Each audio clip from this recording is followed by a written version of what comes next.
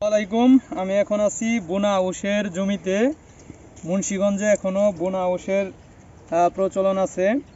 আমরা এই অর্থ বছরে খরিফ এক মৌসুমে আমাদের কৃষক ভাইদের আউশ ধান প্রণোদনা দিয়েছিলাম। এই জমিতে আলু ছিল। আলু উঠানোর পর এই জমিতে লাঙ্গল টেনে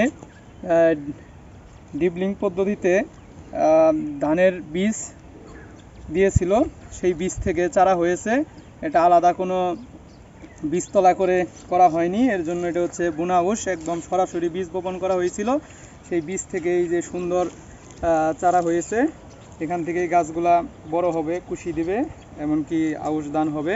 সাথী ফসল হিসেবে এই বোনা আউশের জমিতে লাল শাকের বীজ বপন করা হয়েছে। অলরেডি লাল শাক, ডাঁটা শাকের বীজ গজিয়ে গেছে।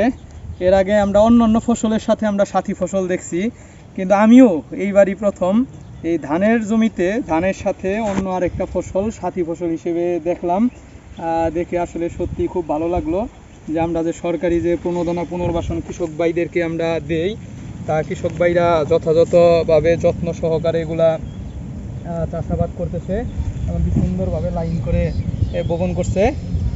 তো এই বিষয়টা সত্যি আমাকে অবাক করেছে, এমনকি মুগ্ধ করেছে যে ধানের জমিতে সাথী ফসল হিসেবে ডাঁটা শাক, লাল শাকের চাষ। বিশাল এই জমি, সম্ভবত 40% কাছাকাছি হবে। এই জমিতে তিনি এই বোনা আউশ করেছেন।